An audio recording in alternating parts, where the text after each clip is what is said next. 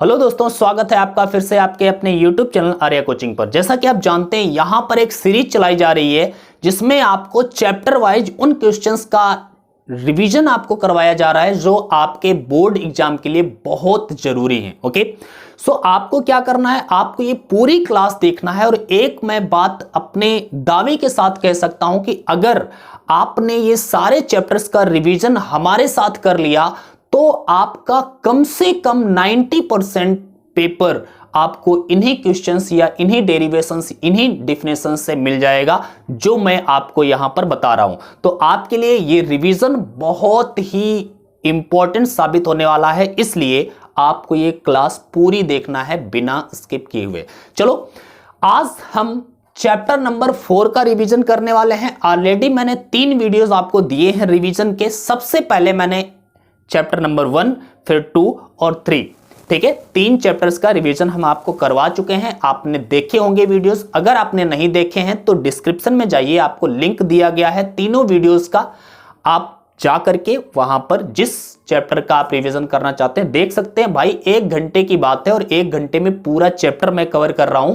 केवल वो क्वेश्चंस मैं आपको कराता हूं जो आपके लिए इंपॉर्टेंट हैं, बोर्ड एग्जाम के लिए इंपॉर्टेंट हैं, बस। ठीक है, फालतू की बातें नहीं करते हैं और शुरू करते हैं आज की क्लास को। चैप्टर नंबर 4 के जो इंपॉर्टेंट टॉपिक्स हैं, जो हमें पढ़ने हैं, जो बोर्ड एग्जाम के लिए जरूरी हैं, डेफिनेशंस भी, डेरिवेशंस भी, वो सारे हम लोग कवर करते हुए चलेंगे। वो मैंने टॉपिक्स यहां पर रखे हैं। इनसे संबंधित मैं कुछ और जानकारियां मैं आपको देता ही रहता हूं, ध्यान से देखिएगा। सबसे पहला टॉपिक है बायो-सेवर्ट नियम। उसके बाद में म्यू नॉट और एप्सिलॉन नॉट के बीच में संबंध क्या होता है। उसके बाद में वृत्ताकार धारावाही लूप के केंद्र पर चुंबकीय क्षेत्र, एम्पियर का परपथीय नियम। एम्पियर के परपथीय नियम की सहायता से धारावाही परिनालिका के अंदर अक्ष पर चुंबकीय क्षेत्र। उसके बाद में है 2 समांतर धारावाही तारों के बीच में बल। उसके बाद में हम लोग धारामापी पढ़ेंगे, फिर धारामापी को अमीटर में कैसे रूपांतरित करते हैं, फिर धारामापी को वोल्ट मीटर में कैसे बदलते हैं। ये सारी जानकारी आज की क्लास में हम लोग लेने वाले हैं, अच्छे से समझने वाले हैं, आपको फील आएगा। और भैया अगर क्लास अच्छी लगे तो लाइक करिएगा, शेयर करिएगा और एक कमेंट जरूर करिएगा यार। जब आप कमेंट करते हैं तो हमें मोटिवेशन मिलता है और हमें भी मोटिवेशन की जरूरत होती है आप लोगों की, जिससे मैं आपके सामने आकर के पढ़ाता रहता हूं। ठीक है, सो कमेंट करना है, लाइक करना है, शेयर करना है और चैनल सब्सक्राइब नहीं किया तो सब्सक्राइब करते हैं। आगे बढ़ते हैं भैया, क्लास लंबी होने वाली है थोड़ा सा, डोंट वरी, लेकिन आपको पूरा चैप्टर का रिवीजन मिलेगा। बहुत इंपॉर्टेंट टॉपिक्स मैंने उठाए हैं, ये सारे टॉपिक्स मैं आज कवर करने वाला हूं, एक एक करके सारे अच्छे से। ठीक है, सबसे पहले हम लोग कवर करने वाले हैं बायो-सेवर्ट नियम। ठीक है, बायो-सेवर्ट लॉ क्या है जरा ये समझते हैं। बायो-सेवर्ट नियम क्या होता है। बायो-सेवर्ट भैया एक वैज्ञानिक थे, समझना, ध्यान से समझना, दिमाग लगा के समझना, इधर उधर की बातें भूल जाना। बायो-सेवर्ट कौन थे, वैज्ञानिक थे, और इन्होंने बताया था कि भैया अगर किसी तार में धारा प्रवाहित करते हैं तो इसके चारों ओर चुंबकीय क्षेत्र उत्पन्न होता है। यह बायो-सेवर्ट ने नहीं बताया था, यह बताया था ऑर्स्टेड ने। किसने? ऑर्स्टेड ने। ऑर्स्टेड ने बताया था कि अगर किसी तार में वैद्युत धारा प्रवाहित करते हैं तो होता क्या है, उसके चारों ओर चुंबकीय क्षेत्र उत्पन्न हो जाता है। बात क्लियर है? चारों ओर क्या उत्पन्न हो जाता है?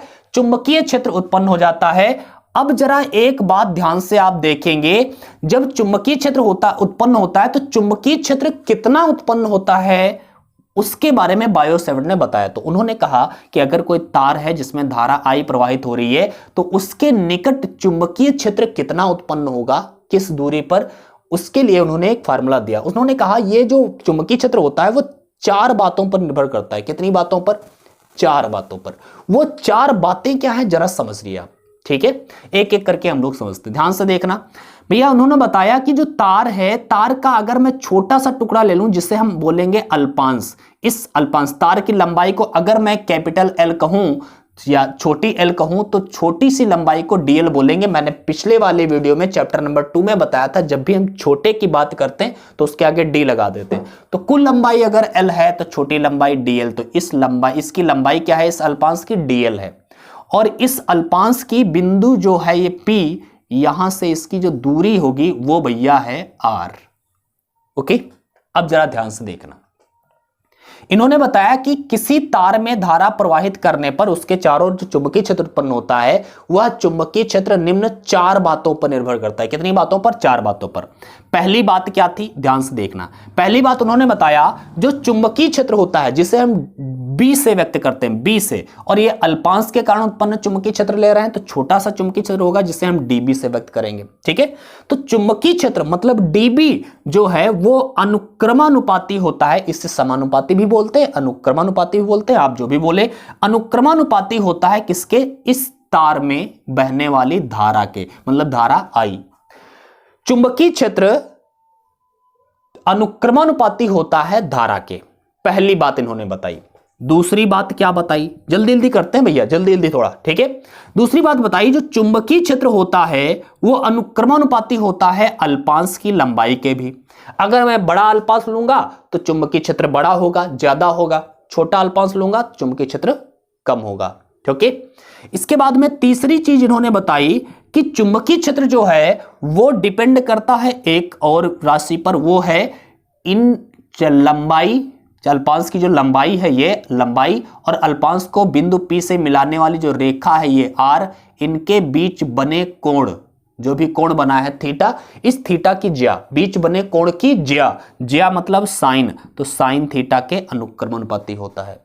इसको आप हिंदी में कैसे बोलेंगे, चुंबकीय क्षेत्र अल्पांश की लंबाई तथा अल्पांश को बिंदु P से मिलाने वाली रेखा के बीच बने कोण की ज्या के अनुक्रमानुपाती होता है, आप समझ सकते हैं। इसके बाद में चौथी बात क्या बताई उन्होंने बताई चुंबकीय क्षेत्र जो है वो अल्पांश से बिंदु की दूरी मतलब r के वर्ग के व्युत्क्रमानुपाती होता है, अपान में कर देंगे 1/r²। ठीक है, ये चार बातें इन्होंने कही और ये बताया कि ये चारों नियमों को या चारों बातों को एक ही में मिलाएंगे तो क्या बनेगा, dB प्रोपोर्शनल हो जाएगा I के, इंटू में ऊपर dl भी है, इंटू में साइन थीटा भी है, और बटे में भैया r² है।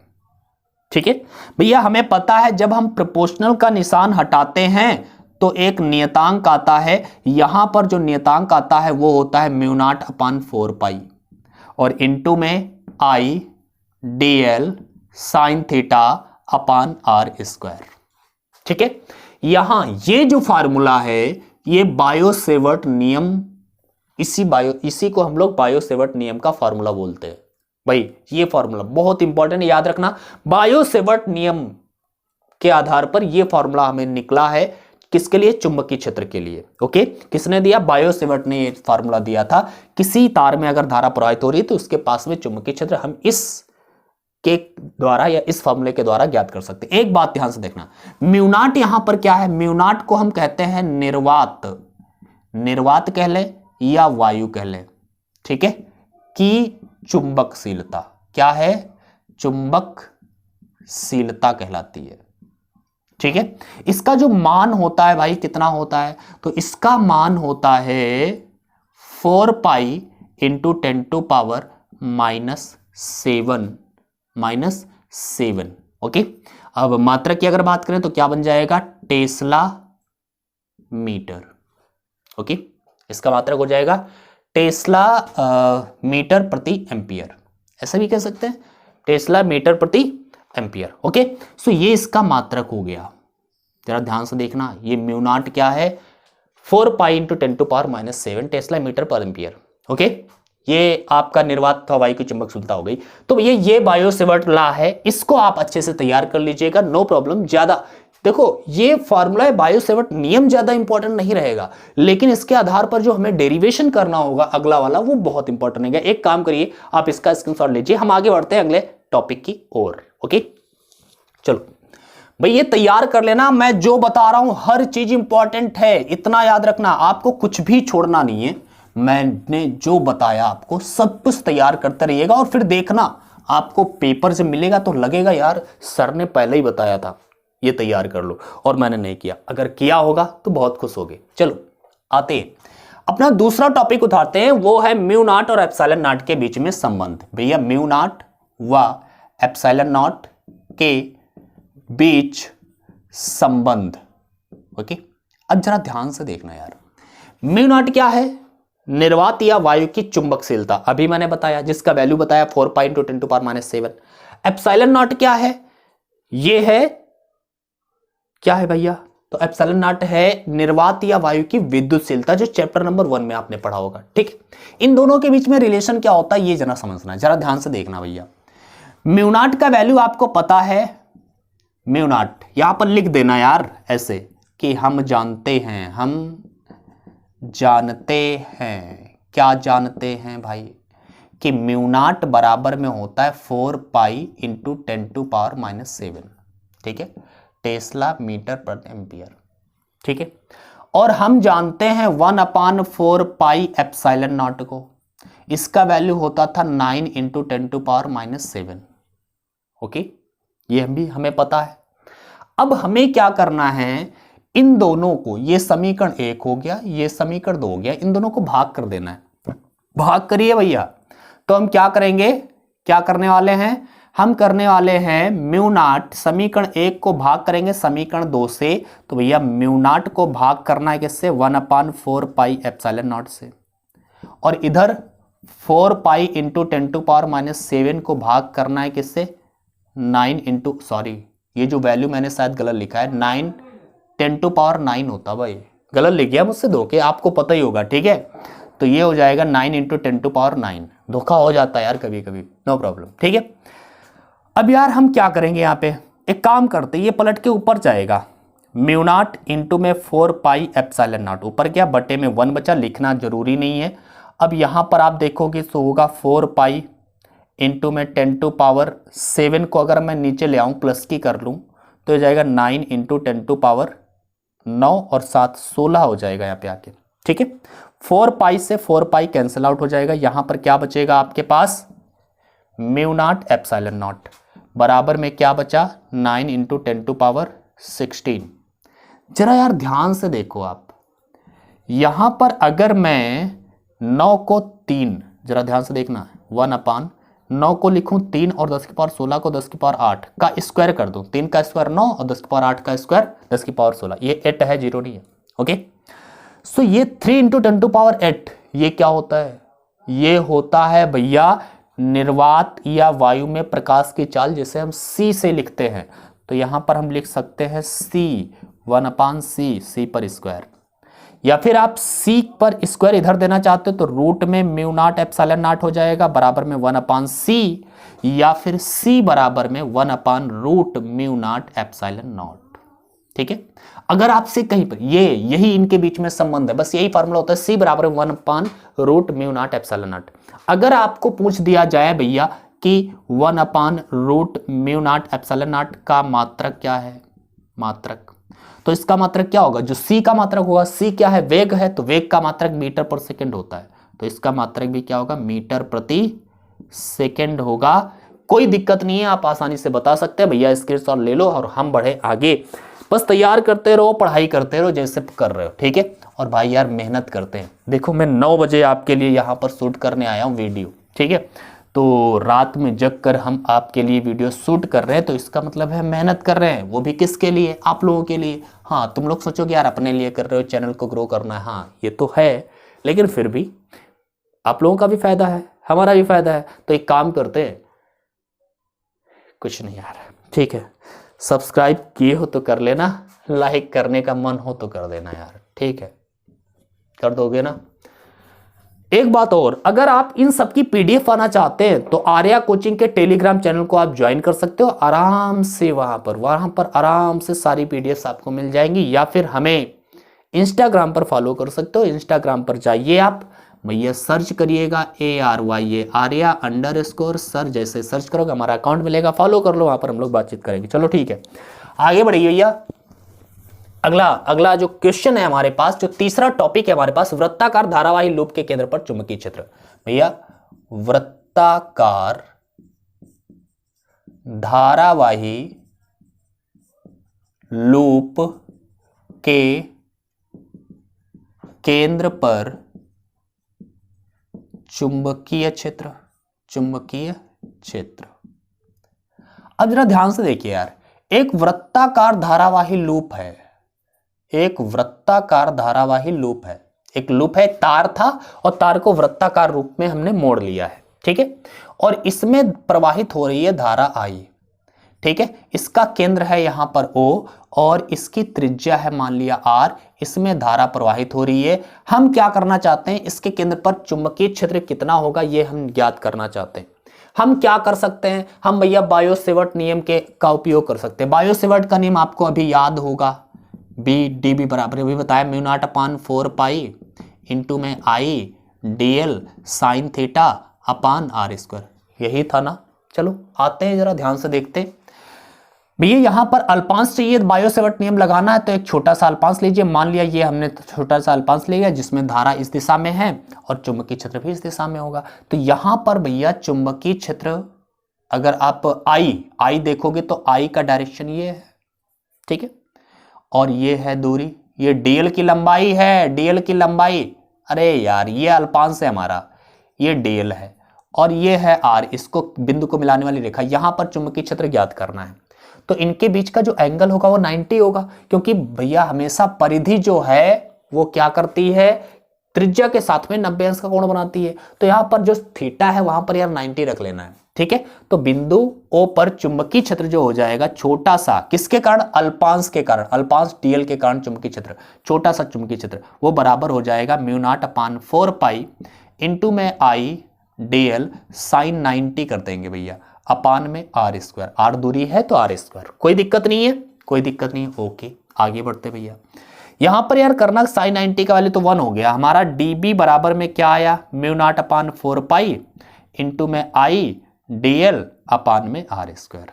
यार ये जो चुंबकीय क्षेत्र है ना किसके कारण है भैया, किसके कारण निकाला तुमने, इस छोटे से अल्पांश के कारण। आप निकालना किसके कारण चाहते हो, ये पूरे लूप के कारण। तो पूरे लूप के कारण चुंबकीय क्षेत्र जो होगा वो हमने बताया था जब छोटे से पार्ट के लिए निकालते हैं तो पूरे पार्ट के लिए निकालने के लिए इंटीग्रल लगाते हैं, और मैंने चैप्टर नंबर 1 से ये सिखा के आपको रखा है, आपने देखा होगा तो आपको पता होगा। तो भैया छोटा सा चुंबकीय क्षेत्र था डीबी, संपूर्ण चुंबकीय क्षेत्र होगा इंटीग्रल डीबी, या फिर इसको केवल बी भी लिख सकते हैं, जैसे डी फाई लिखते थे, इंटीग्रल डी फाई को केवल फाई लिखते थे। ओके, इसी प्रकार डीबी बराबर में क्या होगा, क्लोज इंटीग्रल डीबी का मतलब क्या है, mu naught upon 4 pi into में आई डीएल अपान में आर स्क्वायर। मैंने ये बताया था डीबी को क्या लिख सकते हैं, केवल बी बराबर में। अब जरा ध्यान से देखना भैया, हमने बताया इंटीग्रल के भीतर केवल वही चीज रहती है जो जिसमें डी लगा हो, ठीक है। मतलब म्यू नॉट अपान 4 पाई और आई और आर ये सब बाहर आ जाएगा, आर स्क्वायर सब बाहर आ गया, ठीक है। अंदर क्या बचेगा आपके पास, इंटीग्रल के भीतर बचेगा डीएल। यार डीएल का मतलब है छोटी सी लंबाई और इंटीग्रल डीएल का मतलब है पूरी लंबाई। पूरी लंबाई मतलब इस पूरे लूप की लंबाई, और पूरे लूप की लंबाई को हम लोग क्या कह सकते हैं, लूप की परिधि, और परिधि का फॉर्मूला क्या होगा भैया 2 पाई आर। तो डीएल मतलब छोटी सी लंबाई था और इंटीग्रल डीएल मतलब पूरी लंबाई, जिसे हम परिधि कहेंगे, जिसे हम 2 पाई आर लिख सकते हैं। तो इंटीग्रल डीएल की जगह पर क्या लिख सकते हैं, 2 pi r. So mu naught upon 4 pi into में I upon are square into में 2 पाई आर। भैया एक आर से एक आर खत्म, एक आर बचेगा यहाँ पे, पाई से पाई खत्म, 2 से 2 खत्म। तो भैया b बराबर में म्यू नॉट और आई ऊपर बचा, नीचे बचा 2 और r, और यही फार्मूला होता है वृत्ताकार धारावाही लूप के केंद्र पर चुंबकीय क्षेत्र। जब आपसे पूछे तो फार्मूला होगा b बराबर mu not I upon 2r। No problem, मेरे ख्याल से आपको समझ में आ गया होगा, बहुत इंपॉर्टेंट है और मैंने आपको बता दिया। तीसरा टॉपिक आपका कंप्लीट हो चुका है। आगे बढ़ते हैं चुटकियों में और आगे समझते हैं आगे की बातें, ठीक है। स्क्रीनशॉट ले लिया होगा मेरे ख्याल से, अगर नहीं ले लिया पीछे थोड़ा करके भैया ले लो, ठीक है। पढ़ाई करते रहो अपनी अच्छे से, ठीक है। एक काम करते हैं यार, अब अगला चौथा टॉपिक तो हम लोग पढ़ेंगे ही पढ़ेंगे। चौथा टॉपिक बहुत इंपॉर्टेंट भी, एम्पियर का परपथीय नियम। एम्पियर का परिपथीय नियम। यार जब मैं वीडियो अपलोड करता हूं ना तो वीडियो अपलोड करने में बहुत प्रॉब्लम होती है। गांव के एरिया में भैया नेटवर्क बहुत खराब होता है, और ये नेटवर्क में ना आज मैंने जो आपको चैप्टर नंबर 3 का जो वीडियो अपलोड किया है आपको पहुंचा होगा, उसके लिए मैंने बड़ी मेहनत की। मैं सुबह करीब 7 बजे से उस वीडियो को अपलोड कर रहा था और शाम के 3 बजे वो वीडियो अपलोड हो पाया। समझ लो इतना स्लो नेटवर्क है। और एक तो 1 घंटे 16 मिनट की क्लास थी, तो करीब वो 1500 MB का क्लास था, तो लंबी क्लास थी थोड़ी। अपलोडिंग में बहुत समय लग जाता है यार, परेशान हो जाते हैं समझ लो। फिर भी आप लोग लाइक नहीं करते भैया, लाइक कर दो यार, कमेंट कर दो, एक मोटिवेशन मिलता है मुझे। कमेंट कर दो, लाइक कर दो, शेयर कर दो, ठीक है, सब कुछ कर दो, सब कुछ क्या यार। चलो, एम्पियर का परपथीय नियम। एम्पियर का परपथीय नियम क्या होता है भैया? एम्पियर के परपथीय नियम में यह बताया गया कि अगर कोई बंद पृष्ठ है और इस बंद पृष्ठ से कई तार गुजर रहे हैं यार, ये कई सारे तार हैं जिसमें भी धारा प्रवाहित हो रही है, I1, I2, I3, ऐसे बहुत सारी, ठीक है। तो उन्होंने बोला ऐसे बाहर भी है, मान लिया इसमें I5 है, I6 है। इन्होंने कहा कि किसी बंद परिपथ की सीमा के अंदर जो चुंबकीय क्षेत्र होगा, वो चुंबकीय क्षेत्र उस परिपथ से घिरी कुल धारा का 1/ε म्यू नॉट गुना होगा, कुल धारा का म्यू नॉट गुना। अब जरा समझो यार, मैं बोल क्या गया हूं, अभी मैं समझाऊंगा, आपको लिखवा भी दूंगा, आप टेंशन ना लेना, ठीक है यार। उन्होंने कहा कि जो चुंबकीय क्षेत्र होता है ना, चुंबकीय क्षेत्र B और B का समाकलन, कैसा समाकलन भैया? कैसा? बंद सीमा के अंदर, बंद सीमा के अंदर समाकलन लेना है। बंद मतलब ये क्लोज्ड इंटीग्रल लगा देते हैं, ये बंद समाकलन हो जाता है, ठीक है। तो क्लोज्ड इंटीग्रल वेक्टर बी, किसका समाकलन? चुंबकीय क्षेत्र का समाकलन बंद परिपथ के अंदर, ठीक है। कैसा समाकलन? रेखीय, लंबाई के अंदर, लंबाई के अंदर जब होता है तो रेखीय होता है। तो चुंबकीय क्षेत्र का रेखीय समाकलन भैया, डीएल है तो रेखीय समाकलन। अगर मैं यहीं पर डीए लिख दूं, बी डीए लिख दूं, तो ये क्षेत्रीय समाकलन हो जाएगा, क्योंकि ए होता है क्षेत्रफल, यहां पर लंबाई है तो ये रेखीय समाकलन है। तो चुंबकीय क्षेत्र का रेखीय समाकलन किसके बराबर होता है? उस परिपथ या उस बंद परिपथ, जैसे मैंने ये बंद परिपथ लिया है, तो इस बंद परिपथ से घिरी नेट धारा जो होगी, उस नेट धारा का म्यू नॉट गुना होगा। कितना गुना? म्यू नॉट गुना। जैसे नेट धारा मतलब I1, I2, I3, I4, I5 तक जोड़ लेंगे, तो सबका जोड़ लेंगे तो कुल धारा होगी, उस धारा का म्यू नॉट गुना कर देना है। जो उस परिपथ के बाहर वाली धाराएं हैं उसको नहीं लेना है, क्योंकि बंद परिपथ के भीतर जितनी भी धाराएं हैं, उस धाराओं का जो नेट धारा होगी उसका म्यू नॉट गुना। तो हम क्या कहेंगे एम्पियर के परपथीय नियम को? एम्पियर का परपथीय नियम में कहा गया कि किसी चुंबकीय क्षेत्र का रेखीय समाकलन किसी बंद परिपथ की सीमा के अंदर, ये याद रखना, बंद परिपथ की सीमा के अंदर बात कर रहे हैं, किसी बंद परिपथ की सीमा के अंदर चुंबकीय क्षेत्र का रेखीय समाकलन जो होता है वो उस बंद परिपथ से घिरी नेट धारा का कितना गुना होता है? म्यू नॉट गुना होता है। आप लिख सकते हैं इसको, और डोंट वरी, आप आराम से याद कर सकते हैं, मुझे भरोसा है आप पर। तो आप याद कर लेना इस कथन को। और अगर आप लिखा लिखाया कथन पाना चाहते हैं, लिख तो लिया होगा, अगर आप लिखा लिखाया कथन पाना चाहते हैं तो भैया एक आपको काम करना पड़ेगा, हमको क्या करना पड़ेगा? आर्या कोचिंग टेलीग्राम ग्रुप को ज्वाइन कर लो, पीडीएफ मिल जाएंगे, ठीक है। ओके, अगला टॉपिक है आपके पास, एम्पियर के परपथीय नियम की सहायता से धारावाही परिनालिका के अंदर अक्ष पर चुंबकीय क्षेत्र। जरा क्वेश्चन लिखते हैं, एम्पियर के परिपथीय नियम की सहायता से, यार ये चश्मा सॉरी यार भूल गया मैं, निकालना भूल गया, ठीक है, मेरी आदत है पीछे लगा लेने की, कोई बात नहीं है। एम्पियर के परपथीय नियम की सहायता से क्या करना है? धारावाही परिनालिका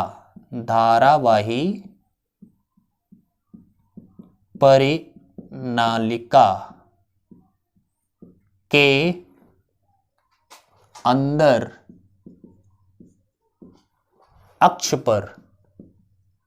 अक्ष पर चुंबकीय क्षेत्र ज्ञात करना है, ठीक है।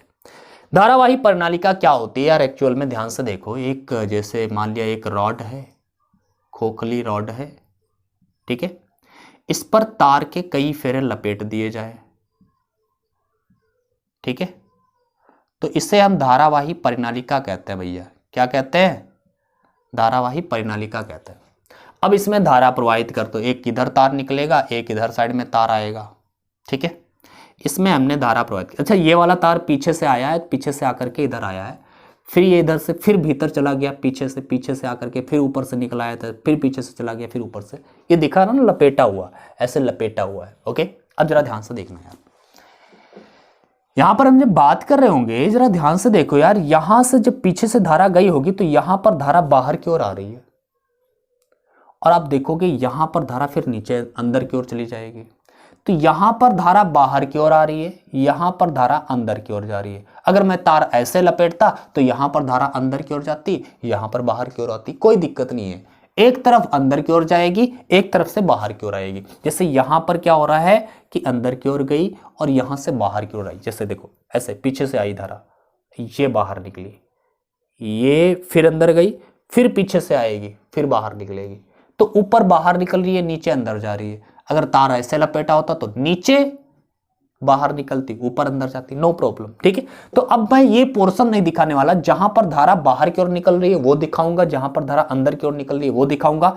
और इस परिनालिका के भीतर यहां पर हमें चुंबकीय क्षेत्र ज्ञात करना है, इसके अक्ष में चुंबकीय क्षेत्र कितना होगा ये आपको ज्ञात करना है। अब जरा ध्यान से देखो, ये चुंबकीय क्षेत्र हम ज्ञात कैसे करते हैं। ठीक है, इसके लिए हमें क्या करना होगा, हम ये पूरी परिनालिका नहीं बनाएंगे, केवल धारा दिखाएंगे आपको कि किसी बिंदु पर धारा भीतर की ओर आ रही है तो कहीं पर धारा बाहर की ओर आ रही है। ध्यान से देखो भैया, देखो यार, ठीक है, ये मान लिया परिनालिका थी। ठीक है, इसमें लपेटी है, मैं तार बीच बीच वाले लपेटे हुए नहीं दिखाऊंगा। मान लिया यहां पे धारा क्या है, यहां पे धारा भीतर की ओर आ रही है। ठीक है, ऐसे मान लिया यार, हर तार में आ रही होगी ना, धारा भीतर की ओर जा रही है और यहां से बाहर की ओर आ रही है, ऐसे मान लिया आपने। फील करना बहुत जरूरी है भाई, फिजिक्स में फील करना बहुत जरूरी है। जैसे यहां पे धारा भीतर की ओर जा रही है, पीछे से आकर के फिर बाहर निकली है, फिर भीतर की ओर जा रही है, फिर बाहर निकली है, तो हर जगह पर भीतर की ओर जा रही है, इधर से बाहर निकल रही है। ओके, अब जरा ध्यान से देखो, हम यहां पर चुंबकीय क्षेत्र ज्ञात करना चाहते हैं और चुंबकीय क्षेत्र ज्ञात करेंगे, लेकिन एम्पियर के प्रपत्र नियम की सहायता लेना है। एम्पियर का प्रपत्र नियम कहता है कि भैया एक क्लोज लूप लीजिए आप, तो एक बंद परिपथ लेंगे, यहां पर हमें चुंबकीय क्षेत्र ज्ञात करना, तो इसके अंदर से एक आयताकार बंद परिपथ या वर्गाकार बंद परिपथ लीजिए आप। मैंने ले लिया, इसकी लंबाई जो है मैंने मान लिया L है। इसकी लंबाई कितनी है? L है। ठीक है, इसकी लंबाई अगर L है और इसकी लंबाई कुछ भी आप मान लो, आप कुछ भी मान लो, आपकी मर्जी है, मैं मान लेता हूं B है, L इंटू B। ओके, अब जरा ध्यान से देखोगे, अगर आप इस वाले तार की बात करो तो इस वाले तार नाम दे देते हैं A B, छोटे वाले नाम दे देते हैं, चलो A B C D। ठीक है, तो A से B की बात करें, फिर B से C की बात करें, C से D, D से A। यहां पर हमें चुंबकीय क्षेत्र ज्ञात करना है भैया, तो इससे बद्ध चुंबकीय क्षेत्र एम्पियर के प्रपत्र नियम का सहयोग लीजिए आप। एम्पियर का प्रपत्र नियम क्या कहता है? Closed integral vector B dot vector DL बराबर में क्या होता है? म्यू नॉट इंटू I, यही होता है। अब जरा ध्यान से देखो यार, A से B क्लोज इंटीग्रल लेना है। क्लोज इंटीग्रल मतलब A से B, फिर B से C, फिर C से D, फिर D से A। तो पहले A से B के लिए हम लगाते हैं इंटीग्रल एम्पियर के प्रपत्र नियम से। A से B क्या? Vector B dot vector DL plus फिर B से C, B से C vector B dot vector DL। ठीक है, फिर C से D vector B dot vector DL plus D से A, D से A vector B dot vector DL बराबर में क्या? Mu naught into I। Mu naught होगा। I क्या है? धारा, नेट धारा। भैया एक फेरा तो परिनालिका में होता नहीं कि एक ही फेरा है, बहुत सारे फेरे तार के लपेटे गए, तो एक तार में एक फेरे से गुजरने वाली धारा I है, 2 फेरों से गुजरने वाली धारा 2I हो जाएगी, 3 फेरे होंगे तो 3I, 4 फेरे होंगे तो फेरे। ओके, तो 4i, ठीक है।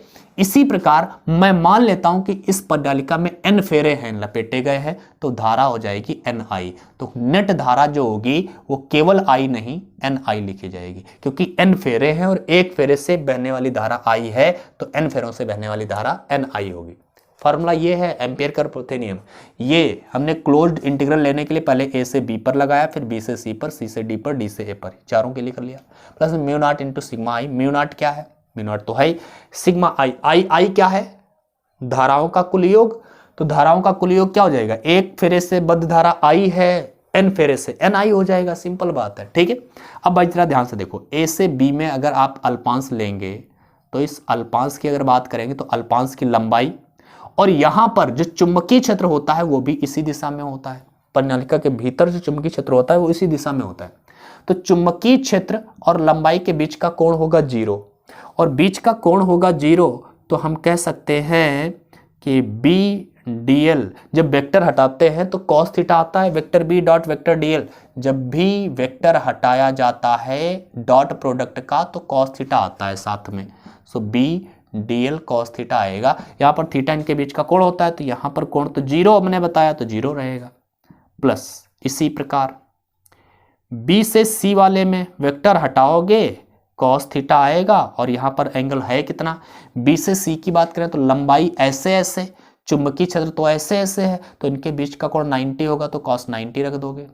प्लस इसी प्रकार c से d की बात करो तो c से d की बात करो, ये तो इसके बाहर है, प्रणालिका के बाहर है। प्रणालिका के बाहर चुंबकीय क्षेत्र 0 हो जाता है, तो b की जगह पर 0 कर दोगे और इंटू dl cos थीटा आप लिख दोगे। b dl cos theta, b की जगह पर आपको क्या करना होगा? 0 करना होगा, ओके। प्लस d से a की बात अगर करोगे तो यहां पर लंबाई ऐसे, चुंबकीय क्षेत्र ऐसे 90 डिग्री होगा, मतलब d से a में b dl cos 90 और बराबर में म्यू नॉट ni, ओके। अब जरा ध्यान से देखो यार, a से b तो बाहर हो जाएगा, cos 0 तो 1 ही हो जाता है, closed integral a to b, ठीक है, और dl।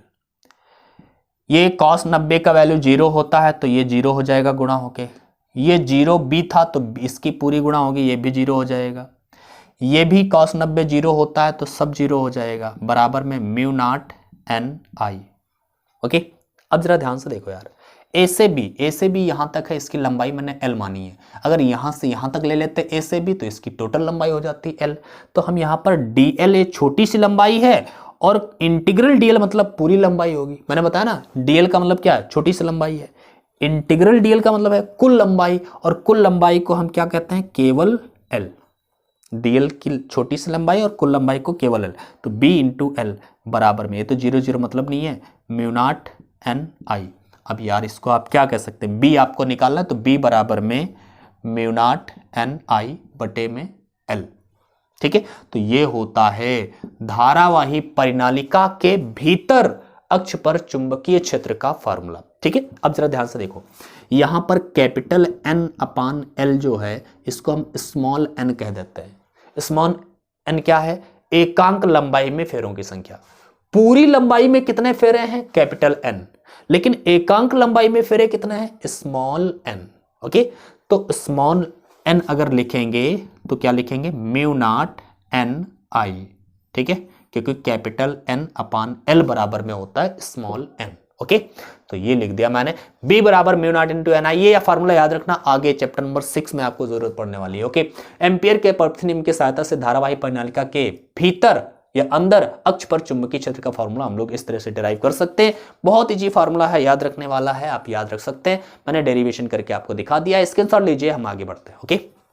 ओके, एक काम करिए भैया, लाइक कर देना यार, वीडियो अगर पसंद आए ना तो लाइक कर दिया करो भैया, और एक कमेंट छोड़ देना अपनी तरफ से, कैसी आपको क्लास लग रही है, कैसी आपको मज़ा आ रहा है कि नहीं आ रहा है, पढ़ाई समझ में आ रही है कि नहीं आ रही है। जब आप बताओगे तभी तो हम अपनी गलतियां सुधारेंगे भाई, ठीक है। बताते रहिए जो हमारी गलतियां हैं, आपको समझ में नहीं आ रहा है बताइएगा, अगर आ रहा है फिर भी बताइएगा, सब बातें बताइए यार, नो प्रॉब्लम, ठीक है। देखो 10 बजने वाला है, मैं आपके पास हूँ। चलो भाई, ये भी गिर रहा है। दो समांतर धारावाही तारों के बीच बल, चलो आते हैं। दो समांतर धारावाही तारों के बीच, दो समांतर धारावाही तारों के बीच बल ज्ञात करना हो। बल का व्यंजक अगर आपको ज्ञात करना है तो आप कैसे ज्ञात करेंगे? बहुत इजी फार्मूला है, बस थोड़ा सा दिमाग में यूज करने वाला, दिमाग थोड़ा लगाना, काम हो जाएगा। ठीक है, दिमाग क्या लगाना है? सबसे पहले आपको एक फार्मूला पता होना चाहिए, और वो फार्मूला क्या है जरा पहले ये समझ लो। वो फार्मूला ये है कि अगर कोई तार, भैया जरा समझो यार, कोई तार ना, अगर कोई तार, मैं जो बातें आपको बता रहा हूं सब अच्छी हैं, गांठ बांध लेना इन सब बातों की, जरा ध्यान से समझो। कोई चुंबकीय क्षेत्र है और उस चुंबकीय क्षेत्र में कोई तार रखा है जिसमें धारा प्रवाहित हो रही है I, ठीक है। तो इस तार पर एक बल लगेगा, वैद्युत बल, चुंबकीय बल लगेगा।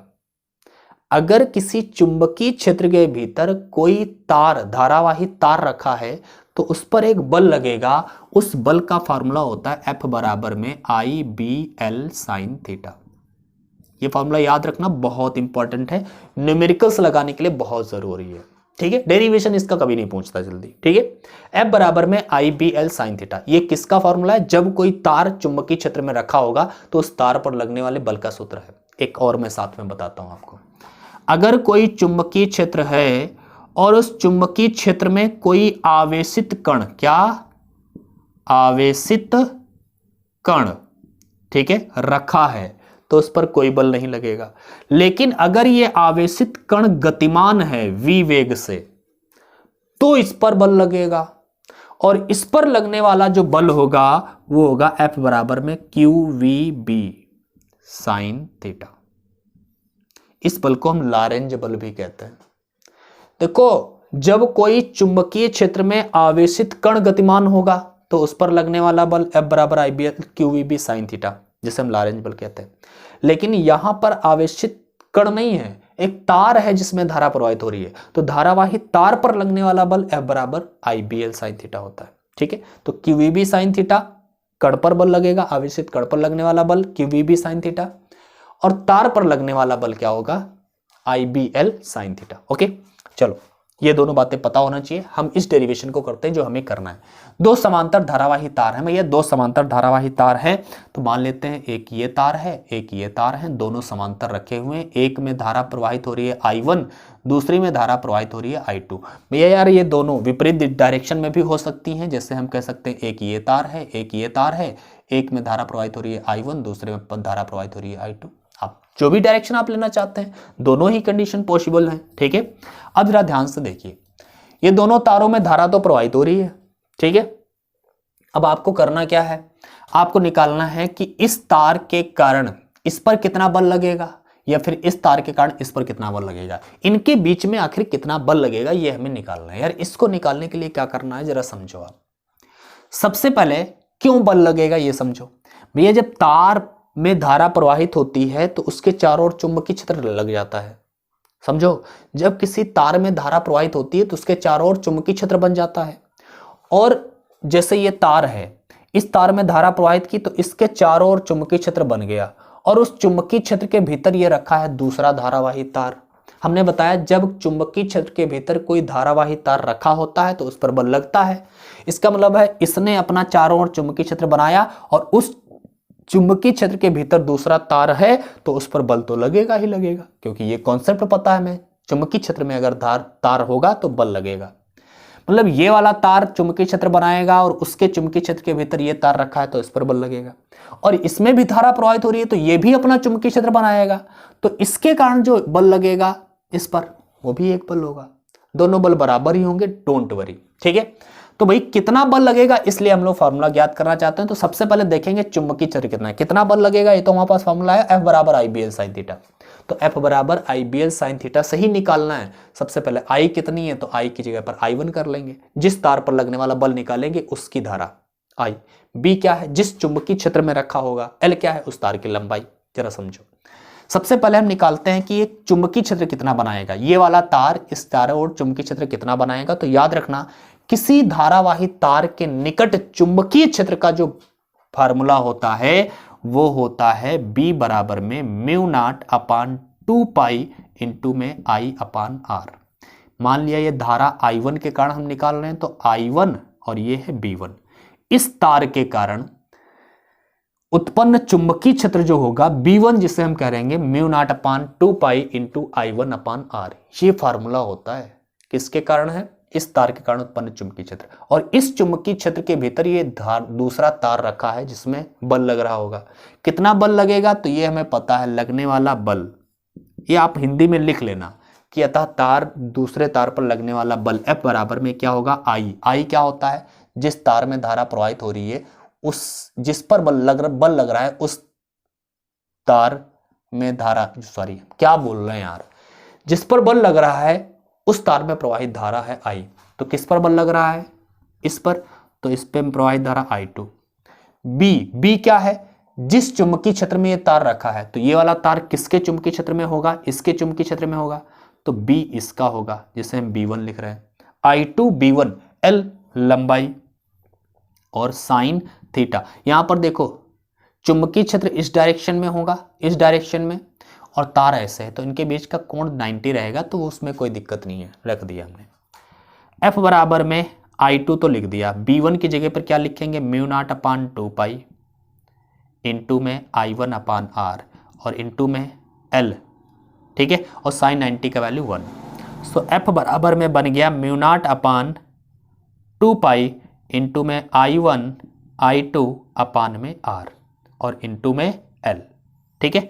एकांक लंबाई पर लगने वाले बल की अगर आप बात करें तो L F के बटे में कर दो। सो F अपान L बराबर में म्यू नॉट अपान 2 पाई इंटू में I1 I2 upon R।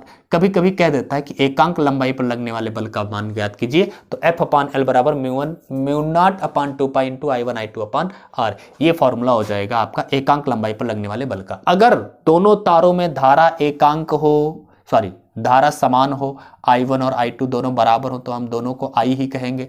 I और I स्क्वायर हो जाएगा। सो F अपान L बराबर में म्यू नॉट अपान 2 पाई इंटू में I square upon R।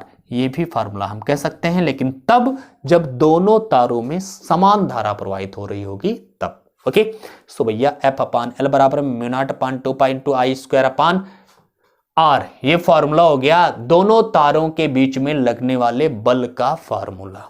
Okay, चलो ये अगर आपने देख लिया, भैया ये फार्मूला याद रखना आपके लिए इंपॉर्टेंट है, आपके लिए इंपॉर्टेंट है। चलो आगे बढ़ते हैं।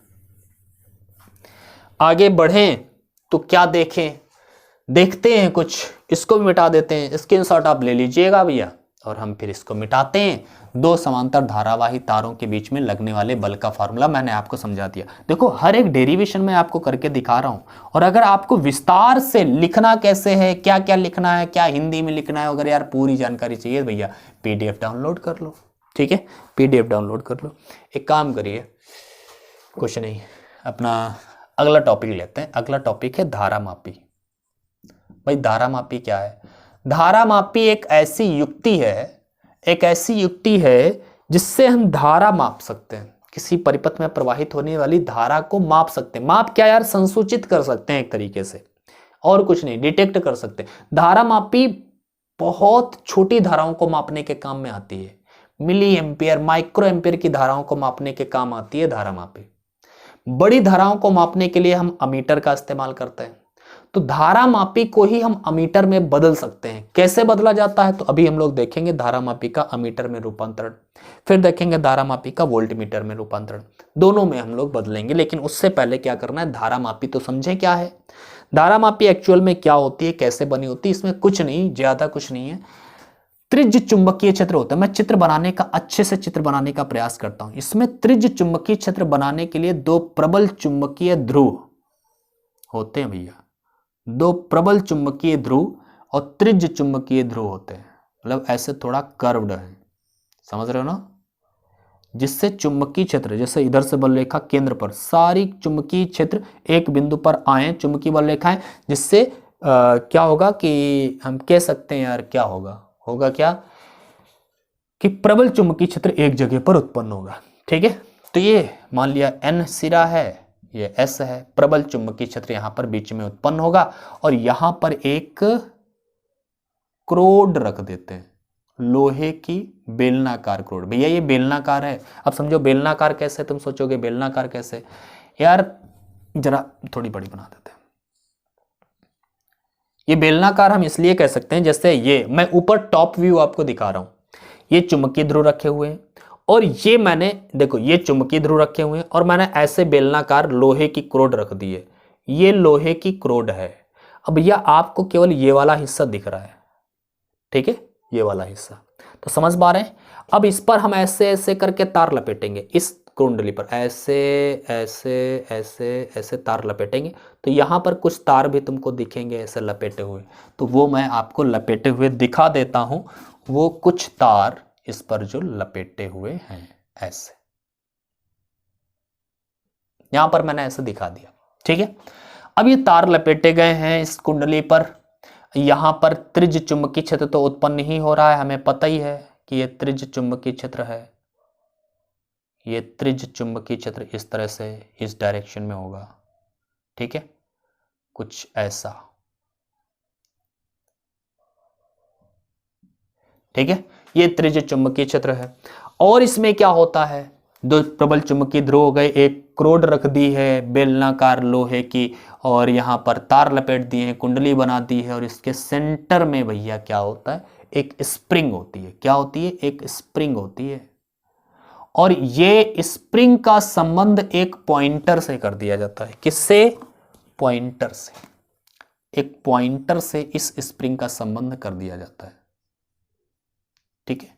और ये पॉइंटर किसकी ओर देख रहा होता है, तो पॉइंटर भैया ये एक पैमाने की ओर दृष्ट होता है।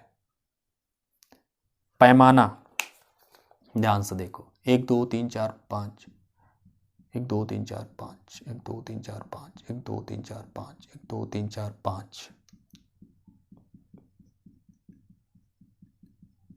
ठीक है। ये नंबरिंग 1 2 3 4 5 6 7 8 9 ऐसे, ये पैमाना है। ये पैमाना क्या करता है, तो जरा समझो ये क्या करता है, ये पैमाना क्या करेगा, तो ये रीडिंग बताएगा कितनी धारा इसमें है, ठीक है। तो इस प्रकार का पैमाना होता है। अब जरा समझो यार, इस धारा मापी को समझना, पूरा पहले सेटअप मैंने बता दिया है कि ये प्रबल दो चुंबकीय ध्रुव हैं, ठीक है, जो त्रिज्य चुंबकीय क्षेत्र उत्पन्न करते हैं, जहां पर प्रबल चुंबकीय क्षेत्र उत्पन्न होता है। इनके बीच में एक लोहे की क्रोड रखी जाती है बेलनाकार, ठीक है। इस पर तार के कुछ फेरे लपेट करके कुंडली तैयार की जाती है और इसके केंद्र से एक क्या स्प्रिंग जुड़ी होती है और स्प्रिंग से एक पॉइंटर जुड़ा होता है। पॉइंटर पैमाने की ओर दृष्ट होता है, जिसमें हम रीडिंग पढ़ते हैं या फिर धारा का मान को पढ़ते हैं, ठीक है। अब जरा समझो ये काम कैसे करता है। इसको समझने के लिए आपको एक बात या एक फार्मूला आपको पता होना चाहिए। वो क्या है, ध्यान से देखो। अगर कोई चुंबकीय क्षेत्र है, मान लिया ये है चुंबकीय क्षेत्र, ठीक है, और इस चुंबकीय क्षेत्र में अगर कोई धारावाही लूप रखें, मैंने अभी बताया था यार कि अगर कोई इस चुंबकीय क्षेत्र में कोई तार रखा जाएगा, धारावाही तार, तो इस पर बल लगेगा, वो होगा F बराबर में IBL sin थीटा। लेकिन अब मैं तार की बात नहीं कर रहा, मैं बात कर रहा हूं किसी धारावाही लूप की। मान लिया धारावाही लूप है जिसमें धारा बह रही है, तो जब किसी चुंबकीय क्षेत्र में धारावाही लूप रखा होता है, समझना, धारावाही लूप रखा जाता है, तो इस पर एक बल आघूर्ण लगता है। क्या लगता है, बल आघूर्ण। ये कितना बल आघूर्ण लगता है, बल आघूर्ण को व्यक्त करते हैं टाउ से। टाउ बराबर में होता है NIAB sin थीटा।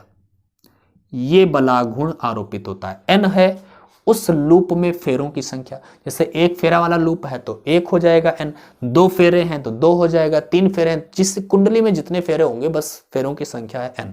I क्या है, इसमें बहने वाली धारा।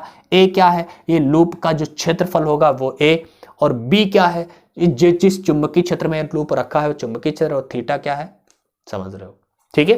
तो इसका मतलब है कि जैसे ही भैया, अब ये बात आपको पता होनी चाहिए कि जब किसी चुंबकीय क्षेत्र में हम धारावाही लूप रखते हैं तो उस पर बलाघूर्ण आरोपित होता है, कितना, टाउ बराबर NIB sin थीटा।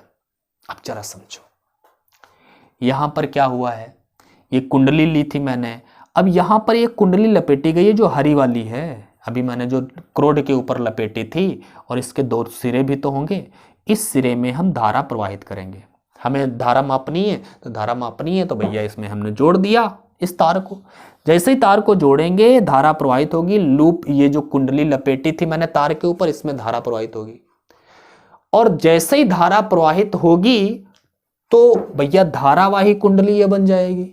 धारावाही कुंडली रखी कहां है? चुंबकीय क्षेत्र के भीतर, क्योंकि चुंबकीय क्षेत्र हमने बनाया ही हुआ है यहां पर। जब धारावाही कुंडली किसी चुंबकीय क्षेत्र के भीतर होती है तो बलागुण लगता है, तो ये भी धारावाही कुंडली हो गई, जैसे हमने इसमें धारा प्रवाहित की, और ये रखी कहां है? चुंबकीय क्षेत्र के भीतर, तो इस पर भी बलागुण प्रवाहित होगा। अब ये बलागुण करता क्या है यार? तो बलागुण घुमाता है किसी भी चीज को, बलागुण का काम है घुमा देना।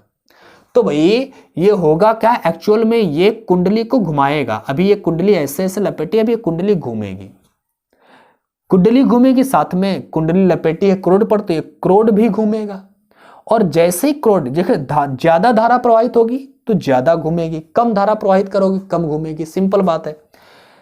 जैसे कुंडली घूमेगी तो यहां पर जो स्प्रिंग लगी है उसमें ऐंठन उत्पन्न हो जाएगी, ऐंठ जाएगा, वो ऐंठन ज्यादा हो जाएगी, ठीक है। और उस ऐंठन के कारण ये जो पॉइंटर है वो पॉइंटर आगे बढ़ जाएगा। जैसे इसको ऐसे थोड़ा सा ऐंठ दिया, और जैसे आप इसको ऐंठोगे तो भैया स्प्रिंग में कसाव आएगा, कसाव आएगा तो ये जो पॉइंटर था स्प्रिंग से ही जुड़ा है वो आगे बढ़ जाएगा। तो जहां अभी 0 पर मान लिया था तो आगे वो 5 पर पहुंच गया, तो हमने कह दिया कि 5 मिली एम्पियर धारा इसमें प्रवाहित हो रही है। सिंपल है भाई, 5 मिली एम्पियर धारा प्रवाहित हो रही है। ज्यादा धारा प्रवाहित करोगे तो ज्यादा ऐंठन होगी, ज्यादा ऐंठन होगी तो और आगे तक पहुंच जाएगा, 8 मिली एम्पियर हो जाएगा। कम धारा होगी तो कम ऐंठन होगी, ज्यादा धारा होगी तो ज्यादा ऐंठन होगी। तो ये कहानी होती है। लेकिन ये कैसे काम करती तो आपको पता होना चाहिए। जब किसी चुंबकीय क्षेत्र के भीतर धारावाही लूप रखा जाता है या धारावाही कुंडली रखी जाती है तो उस पर बलागुण आरोपित होता है, और उसी बलागुण पर लगने वाले बलागुण के कारण ही इसमें ऐंठन उत्पन्न होती है, और घूमता है कुंडली, ऐंठन उत्पन्न होती है, और जिससे पॉइंटर आगे बढ़ जाता है और हमें पता चल जाता है धारा कितने मिली एम्पियर की प्रवाहित हो रही है। ठीक है, तो ये तो कहानी होती है। इसकी मैंने जो सुनाई है, अगर आपने ध्यान से सुनी होगी, थोड़ा अगर ध्यान से नहीं सुने तो थोड़ा पीछे जाकर के समझो, और विस्तार से पढ़ना है तो मेरे सारे विस्तार से मैंने धारामापी को पढ़ाया है। एक लेक्चर में पूरा का पूरा लिया है, 1 घंटे का समय मैंने उस पर लिया है, आप उसको पढ़ सकते हैं। लेकिन अब ज्यादा विस्तार से जरूरत की बात नहीं है, हम लोग इससे रिलेटेड कुछ टर्म्स जानेंगे। भैया टाउ बराबर NIAB sin थीटा, याद रखना बहुत इंपॉर्टेंट चीज है, टाउ बराबर NIAB sin थीटा। ठीक है, इससे इंपॉर्टेंट कुछ बातें। भैया मान लिया कि मैंने एक अंश ये कुंडली घूमी, और एक अंश घूमने पर कुंडली में या इसमें जो स्प्रिंग में ऐंठन उत्पन्न हुई है उसे हमने बोला C। एक अंश के घूमने पर जितनी ऐंठन उत्पन्न हुई है उसे बोला C, जिसे हम बोलते हैं मरोड़ गुणांक या ऐंठन गुणांक। ऐंठन गुणांक बोलिए, या मरोड़ गुणांक भी इसे बोलते हैं। मरोड़ना नहीं समझते हो, मरोड़ गुणांक। ठीक है, तो मरोड़ गुणांक क्या होता है? एक कुंडली के एक अंश आगे घूमने पर जो स्प्रिंग में ऐंठन उत्पन्न होती है उसे हम बोलते हैं मरोड़ गुणांक। अब मान लिया कुंडली 2 अंश घूमी तो मरोड़ गुणांक उसका हो जाएगा 2C, मतलब उस पर लगने वाला जो बलागुण होगा, बलागुण जो होगा वो हो जाएगा 2C। अगर 3 अंश कुंडली घूमी तो उस पर बल जो बलागुण लगेगा वो 3C लगेगा। 4 अंश घूमी तो 4C। मैंने मान लिया कि कुंडली कितना घूमी है, 5 डिग्री, 5 अंश, तो 5 अंश घूमी है तो मरोड़ गुणांक और फाई की गुणा कर देंगे तो इतना बलागुण उस पर आरोपित हो रहा होगा, प्रत्यानयन बलागुण। ठीक है, तो ये भैया प्रत्यानयन बलागुण, और यही बलागुण किसके बराबर होगा? टाउ बराबर NIAB, ये टाउ के बराबर होगा भैया। C5 मतलब अब मैं ऐसे लिख देता हूं यार, चलो। टाउ जो प्रत्यानयन बलागुण होता है, प्रत्यानयन बलागुण मतलब जो कुंडली ऐंठती है तो उसको वापस लाने वाला एक बलागुण होता है। ठीक है, उसे हम प्रत्यानयन बलागुण कहते हैं। तो प्रत्यानयन बलागुण क्या होता है, ये कुछ भी ना याद रहे तो आप ये याद रखना, प्रत्यानयन बलागुण टाउ बराबर में C5, यार, क्योंकि समय कम है, ज्यादा विस्तार से नहीं बता सकता मैं, ठीक है। टाउ बराबर में सी पाई, टाउ बराबर होता है NIAB, हमें पता है भैया, NIAB। साइन थीटा होता है, साइन यहां पर 90 डिग्री रहता है, ठीक है, थीटा 90 डिग्री तो साइन 91 हो जाता है। सी फाई, अब यहां पर फाई अपान आई निकालो जरा, सी को इधर बटे में कर दो, NIAB बटे में सी बराबर में फाई। सो फाई के बटे में अगर आप आई लाओगे तो होगा NAB अपान सी। भैया फाई अपान आई को बोला जाता है धारा सुग्राहिता, धारा मापी की धारा सुग्राहिता, धारा सुग्राहिता जिसे हम SI से व्यक्त करते हैं। SI बराबर में क्या होता है, NAB अपान सी। ये धारा सुग्राहिता का सूत्र है। और धारा सुग्राहिता अगर आपसे पूछी जाए तो क्या होती है, तो धारा मापी में एकांक धारा प्रवाहित करने पर उत्पन्न विक्षेप को धारा मापी की धारा सुग्राहिता कहते हैं। ओके, परिभाषा भी कह सकते हो। अगर आप वोल्टेज सुग्राहिता की बात करें, SV की बात करें, तो क्या हो जाएगा, धारा सुग्राहिता अपान में R। ये क्या हो जाएगा, धारा सुग्राहिता अपान में R। भैया आपको पता है यार, V बराबर में I अपान R होता है, तो SV बराबर में SI अपान R हो जाएगा, ठीक है ना। सो SV बराबर में SI कितना है, NAB अपान C, और R तो नीचे पहले से है। तो ये वोल्टेज सुग्राहिता है, ये धारा सुग्राहिता है। ये फार्मूले याद रखना, अक्सर पूछ दिए जाते हैं। भैया इसका स्क्रीनशॉट लीजिए, आप डिटेल में पढ़ना चाहते हैं, PDF में सारा कुछ है, आप लिख सकते हैं, पढ़ सकते हैं, ठीक है। चलो आगे बढ़े, चैप्टर 8 की बात करो, मतलब ये क्वेश्चन नंबर 8 की बात करते हैं, ठीक है। देख लेते हैं यार, क्लास कितनी लंबी हो गई है यार, और समय तो बहुत देर हो चुकी है हमें पढ़ाते पढ़ाते, और क्लास हो चुकी है 57 मिनट की। एक काम करते हैं भाई, जल्दी जल्दी से इन दोनों टॉपिक्स को भी कवर करते हैं, लंबी क्लास हो जाएगी फिर, ठीक है। आप भी बोर हो जाओगे, आपको नहीं बोर होना चाहिए यार। जब हम नहीं बोर हो रहे हैं, हम आपको पढ़ा रहे हैं, तो आप कहाँ से भाग रहे हो, पढ़ो, थोड़ी स्पीड बढ़ा लो, बढ़ा के देख लो यार, ठीक है। अगला टॉपिक है धारा मापी का अमीटर में रूपांतरण। धारा मापी का अमीटर में रूपांतरण। देखो हर एक टॉपिक पर हमने यार वीडियो बना के रखा है, लेकिन वो वाले वीडियोस अगर आप देखोगे तो आपके लिए बहुत समय होना चाहिए, क्योंकि मैंने जैसे धारा मापी का मीटर में रूपांतरण केवल इसी टॉपिक पर मैंने आधे घंटे का वीडियो बनाया होगा। आप अगर देखोगे तो आपका समय बहुत लगेगा, इसलिए मैं यहाँ पर ज़्यादा डिटेल में नहीं बताऊंगा। जो आपको ज़रूरत है इस समय, आप लोग पढ़ चुके होंगे, अगर नहीं पढ़े फिर भी आप समझ लीजिए, जो मैं बता रहा हूँ बस उतना कर लीजिए आप, ठीक है। धारा मापी क्या थी, एक ऐसे इंस्ट्रूमेंट था जिससे हम धारा का मापन करते थे, लेकिन बहुत छोटी धाराएं मापी जाती थी। लेकिन अमीटर क्या करता है, बड़ी बड़ी धाराओं के मापने के काम आता है। धारा मापी को अमीटर में बदलते कैसे हैं, ध्यान से देखना जरा। धारा मापी मैंने अभी आपको बना करके दिखाई है। धारा मापी को शॉर्ट में केवल इतने से दिखाते हैं, ये एरो लगा दिया, ठीक है। तो ये धारा मापी का चिन्ह होता है। अब ये पूरी कहां से हम वो रखेंगे, चुंबकीय ध्रुव रखेंगे, वो दुनियादारी बनाएंगे, वहां पर केवल एरो दिखा दिया जाता है, ये है भैया धारा मापी, ठीक है। तो शॉर्ट में धारा मापी को केवल ऐसे इंडिकेट करते हैं, धारा मापी का प्रतीक मान लो आप ये, ठीक है। तो अभी मान लिया कोई धारा मापी है, ठीक है, किसी परिपथ में जोड़ी गई है, ये धारा मापी है G, ठीक है। इसको आप अमीटर में बदलना चाहते हैं और इसमें धारा प्रवाहित हो रही है टोटल I। अगर आप इसको अमीटर में बदलना चाहते हैं, धारा मापी को अमीटर में बदलने के लिए क्या करते हैं, जरा ध्यान से सुनना और ये लाइन लिखना भी, कि धारा मापी को अमीटर में बदलने के लिए धारा मापी के साथ समांतर क्रम में एक छोटा प्रतिरोध जोड़ दिया जाता है, जिसे संट कहते हैं। क्या बोलते हैं भैया, संट, हिंदी में ऐसे लिख देते हैं, ठीक है। इसे क्या बोलते हैं, संट, और इसे केवल S से व्यक्त करते हैं, काहे से, S से, ठीक है। तो ये संट जोड़ दिया जाता है। कैसे जोड़ा जाता है, धारा मापी के साथ में समांतर क्रम में इसको जोड़ दिया जाता है। ये बहुत छोटा सा प्रतिरोध होता है। संट है क्या, सूक्ष्म प्रतिरोध होता है, ठीक है। अब होता क्या है इससे फायदा ये होता है कि यार धारा मापी में धारा ज्यादा नहीं जाती है। जैसे धारा I यहां पर आ रही थी, तो यहां पर धारा बढ़ जाएगी, ज्यादातर इधर से गुजर जाएगी, इधर से थोड़ी बहुत जाएगी। क्यों, क्योंकि इधर संट कम प्रतिरोध है, कम प्रतिरोध जिधर होता है धारा उधर ही ज्यादा जाती है। तो इसका मतलब है यहाँ पर धारा दो भागों में बट जाएगी, कुछ धारा इसमें जाएगी जो धारा मापी है जी से होकर के जाती है। धारा मापी को इंग्लिश में बोलते हैं गैल्वेनोमीटर, इसलिए इसे जी से व्यक्त किया जाता है। ठीक है, तो धारा मापी के प्रतिरोध को हम जी से व्यक्त कर रहे हैं और इसमें जाने वाली धारा हम मान लेते हैं आई जी है। कितनी? आई जी। तो जो शेष होगी वो इधर से जाएगी, तो टोटल थी आई और आई से आई जी इधर गई, तो इधर कितनी आई? आई माइनस आई जी। भैया आई से आई जी घटा दो तो जो बची है वो इधर से संट से होकर के जाएगी। सिंपल बात है। अच्छा, आपको पता होगा, अब आपको संट का फार्मूला निकालना है कि संट का फार्मूला क्या होगा, क्योंकि इसी पर बेस न्यूमेरिकल आते हैं और यही आपको पूछा जाता है धारा मापी को अमीटर में कैसे रूपांतरित करते हैं। याद रखना, आपको कैसे बताना है। धारा मापी को अमीटर में रूपांतरित करने के लिए धारा मापी के साथ समांतर क्रम में एक छोटा प्रतिरोध जोड़ा जाता है जिसे संट कहते हैं, और संट का जो फार्मूला होगा वो आपको निकाल के दिखा देना है। कैसे निकालेंगे ध्यान से देखिएगा।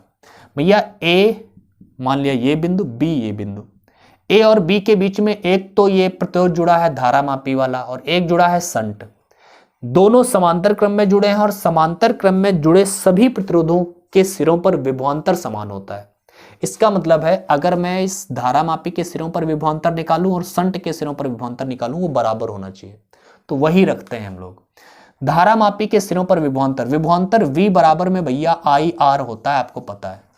तो A और B के बीच का जो विभवांतर होगा वो क्या होगा? I R. आई आर से I इसमें कितनी है? G में, तो इसमें धारा है आई जी और R मतलब इसका प्रतिरोध क्या है? G, तो G लिख देते हैं। आई आर ये इसके सिरों का विभवांतर हो गया और बराबर में इस संट के सिरों पर विभवांतर क्या हो जाएगा? तो इसमें धारा आई आर, फिर उसमें लगाइए आई क्या है? इसमें जो धारा है वो आई नहीं है, आई माइनस आई जी है, और अपान में आर। आर मतलब प्रतिरोध, इसके प्रतिरोध को हमने एस से लिखा है, तो एस।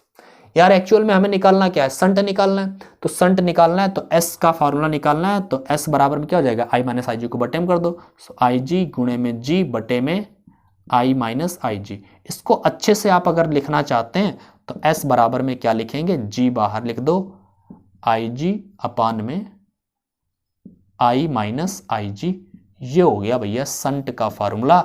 और इस संट का फार्मूला अगर आपने याद कर लिया तो बहुत सारे न्यूमेरिकल भी इस पर बेस आते हैं। ठीक है, तो मेरे ख्याल से आपको समझ में आ गया होगा धारा मापी का मीटर में रूपांतरण कैसे करते हैं। बस समांतर क्रम में एक छोटा सा प्रतिरोध संट जोड़ देते हैं और हो जाता है। संट का फॉर्मूला कैसे निकालते हैं हमने निकाल के आपको दिखा दिया है। ठीक है, चलो ये टॉपिक आपका क्लियर हो गया मेरे ख्याल से। अब आगे बढ़ते हैं और अगला टॉपिक, नवा जो टॉपिक है आपका, वो हम आपको बताते हैं।